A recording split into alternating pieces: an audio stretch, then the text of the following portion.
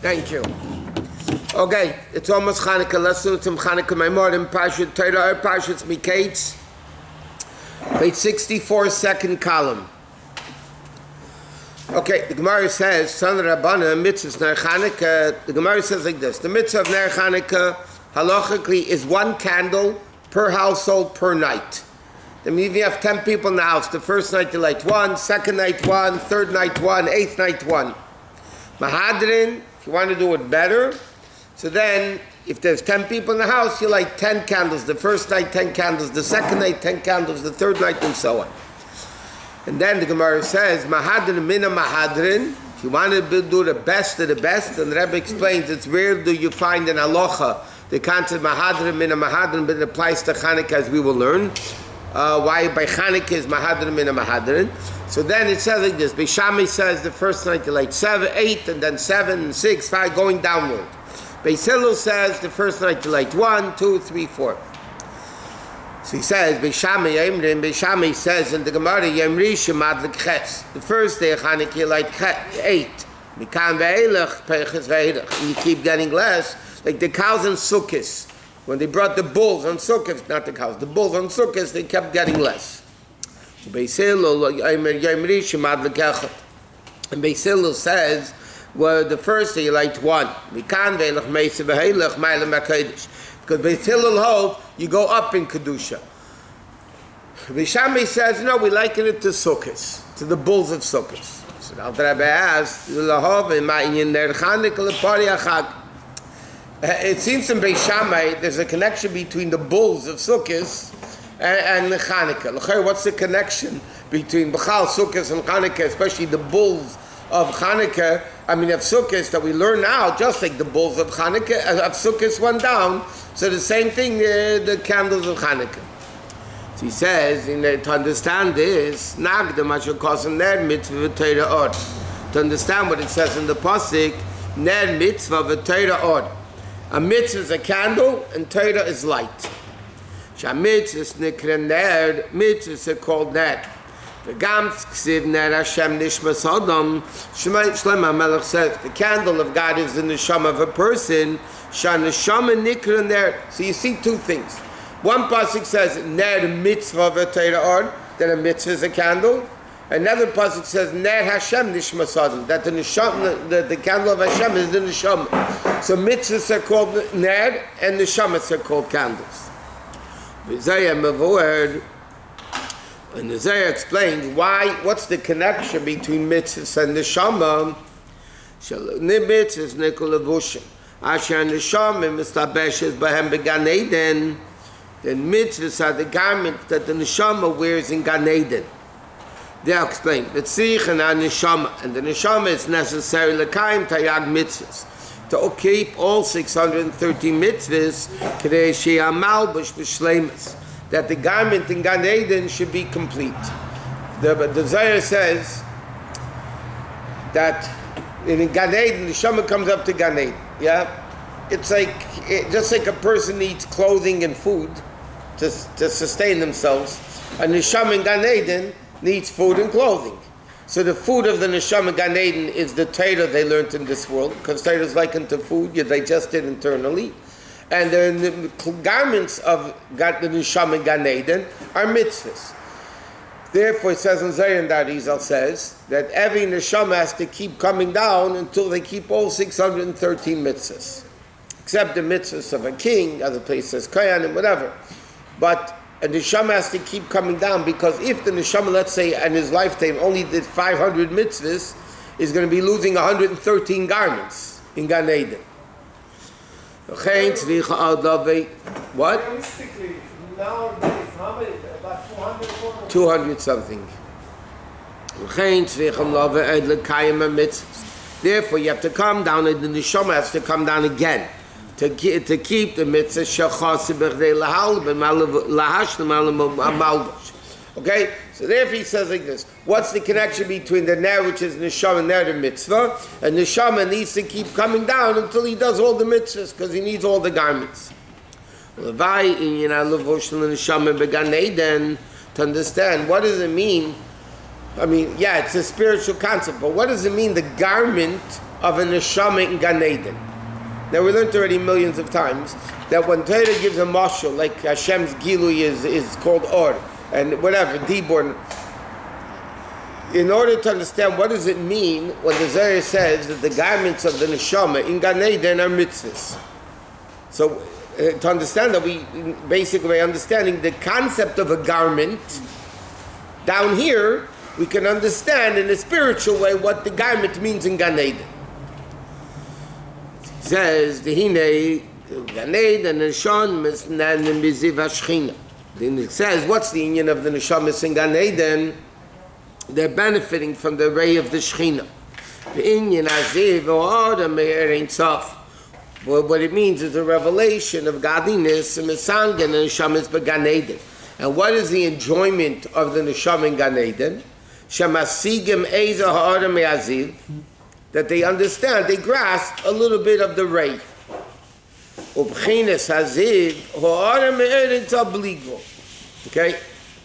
So he says like this. What is the concept of a neshama sitting in Gan Eden? There's a revelation of godliness. The neshama, because it's without a body, feels that level of kedusha. So, because if you don't feel it, you can't enjoy it.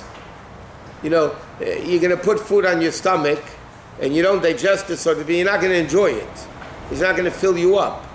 You know, if you don't get something, you're not going to enjoy it. Like the world says, a fool laughs 3 times. When he hears the joke and everybody laughs, even though he didn't get it yet, he laughs because everybody else laughs. And then the second time he laughs later when he finally gets it. And the third time is when he reminds himself of the joke.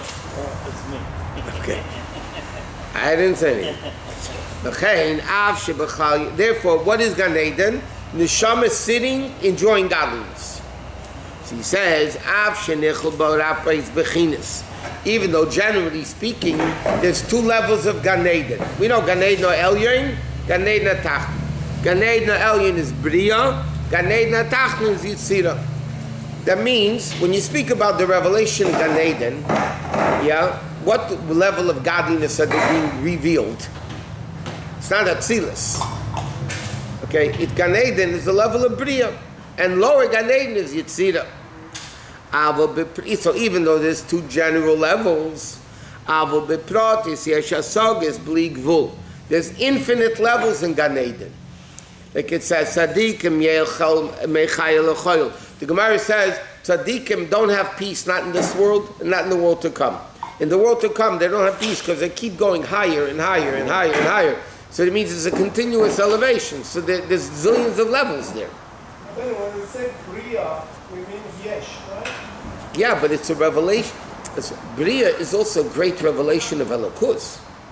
Correct. It's not the same revelation of complete bittul like Atzilus. But there is Mamashut, there is... Yeah, but it's a spiritual yesh. It's not the same yesh as Yitzira, which is the formation of it. It's the matter. And then you form the matter. It's a spiritual matter. Yes. It's unsettling to hear that tzaddikim don't have menucha. Where, in Gan Eden or here? You said everywhere, even in Gan Eden. Yeah. Even in Gan Eden, Now let me ask you a there are question. menucha. If somebody says, I don't have any peace because every day they keep giving me $1,000, are you upset with that lack of peace? Yeah, it should be $10,000 at least. Oh, okay. Because you're Jewish. Yeah, you're Jewish. Okay, but let's say that's the highest amount. And you get that 1,000, you have no peace because every day you have to go to the bank, deposit the check. Yeah? Are you going to complain about that lack of peace? No. The shamas keep going higher and higher in Gan Eden. Not only they're not complaining, excuse the pun, they're dying to get there. Yeah, it's like excitement. Okay. So Hashem and this will be le'achi'ilu. Because there's no end to the levels of understanding of Hashem. And he says, and when it's not on a daily basis, but like on a yard site, when the neshama jumps, because we know on a yard site, the neshama jumps much higher in Gan Eden. Every day they go higher in Gan Eden, right? But the answer is on the yard site, it's a jump higher. That's why you say Kaddish on a yard site. Like we learned, for the first year you say Kaddish, 11 months to protect the person from Gehenna. But the 12th yard site, they're already way up there. I mean, so to help them go higher and higher. So therefore it has to be as tzarich as mikay, the mechinis nahar dinur. To have the level of nahar dinur, sheyivut l'kol hasagas hakademis. It's really, it says in the Gemara, but in Kabbalah it says that between levels, the neshamas have to go through a mikveh. It's a mikveh fire, and again, it's not physical fire because you're talking about Gan Eden, spirituality. You have to go through a mikveh process. What is the mikveh process? Mikveh is, the word tefillah is the same letters as the word bitul. The concept of a mikveh, you submerge yourself completely in the water. If one hair is sticking out, that means you're lacking complete submersion. There's a little bit that's not bottle, so then it's not a kosher immersion. So what's the concept of immersion? Immersion is bitter. So it says, what's the concept of the bitter? The Rebbe says here, you have to get rid of all the earlier asagas. In order to reach this much greater level, the earlier asagas get in the way. So the Gemara says, so this always brings this as a mashal, that Rab Zera went from Bavel to Eretz Yisrael. And when he went from Bavel to Eretz Yisrael, there's two versions in the Gemara. Either Tzom Meya Tainisa or Mem Tainisa. There's two versions in the Gemara. He fasted 40 fasts, 100 fasts, that he should forget everything he learned in Bavel. Which, as I mentioned many times, until recent years, I never understood that properly. Huh?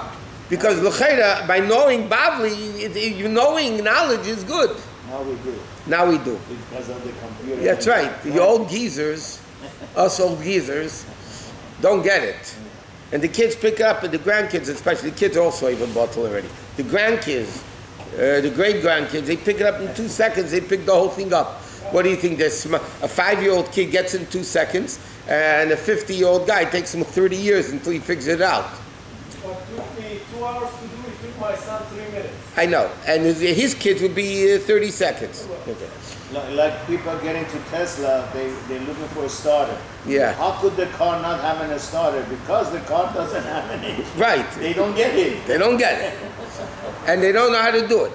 So l'cheira, it's not because, no, as it gets closer to Mashiach, the Rebbe always explains, the world's darker and stupider and everything, so Hashem helps us out with giving us physical phenomenons that make us understand it. It's not that they probably are, but it's not because they're smarter.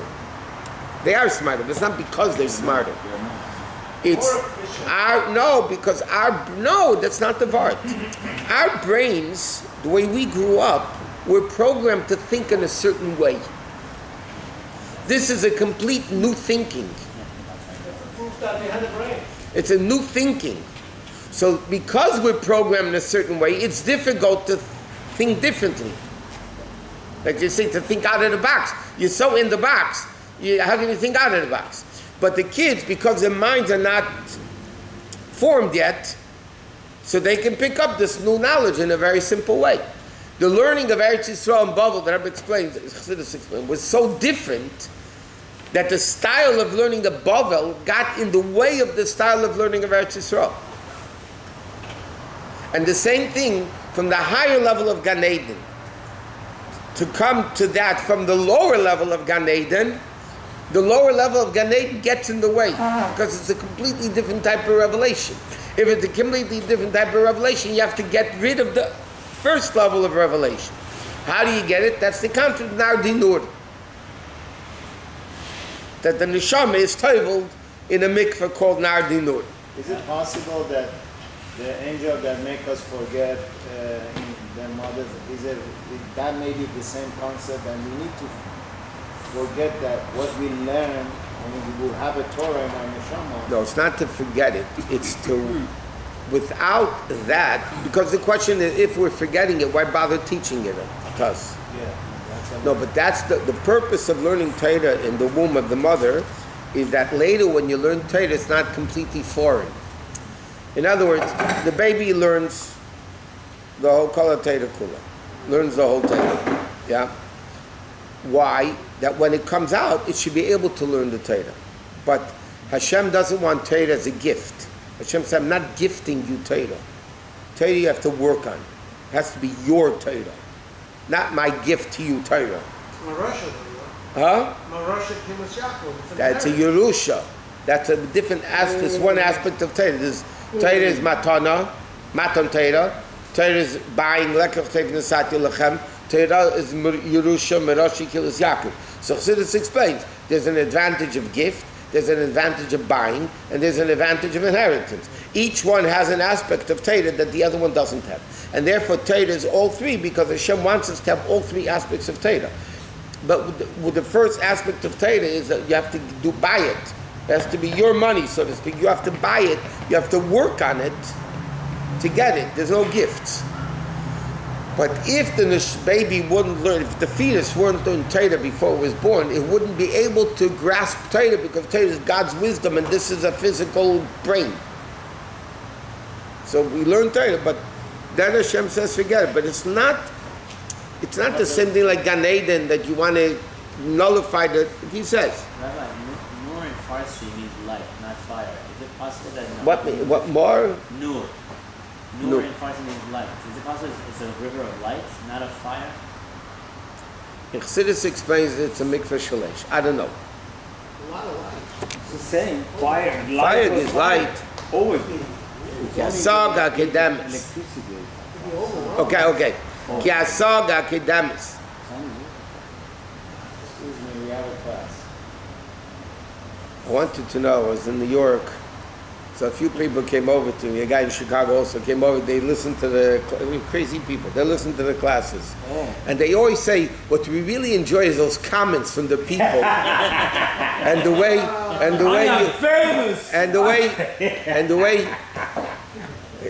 when Marty Beagle of Hashem was still alive, you know, he used to really do the comments. So a guy once told me in New York years ago, he says, I have to come to, and I need to meet that guy that asks all those questions about the board rabbis, you know. Anyway, so a nephew of mine, he's a young kid, he's not even bar mitzvah, he listens to my halacha classes.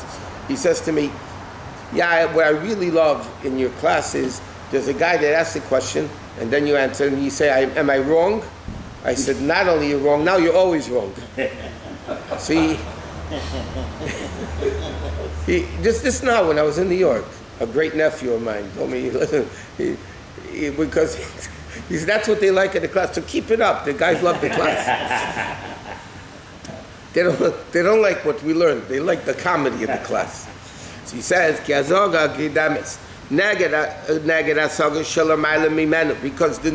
earlier understanding compared to the higher level you're going to, and Arech Klal has no relevance whatsoever, no connection. Therefore,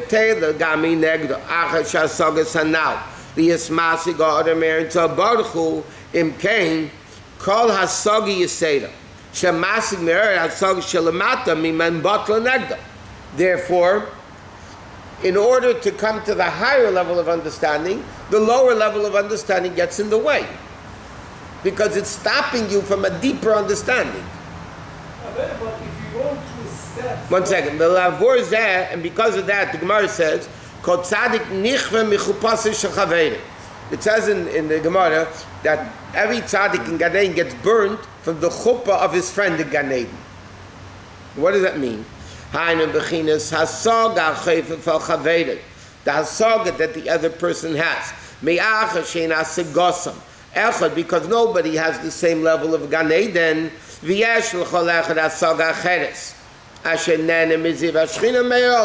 everybody is a different level. If everybody is a different level, there has to be the level of bittul from one level to the next.